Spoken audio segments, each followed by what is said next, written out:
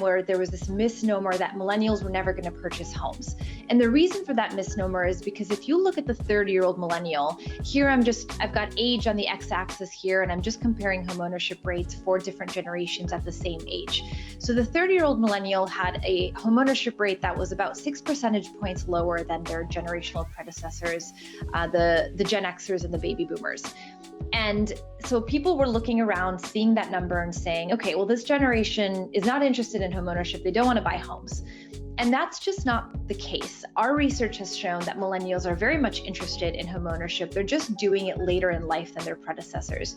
And it's because they're making these key lifestyle decisions like getting married and having kids later in life, in their early to mid 30s, unlike their predecessors who were making these decisions in their mid to late 20s.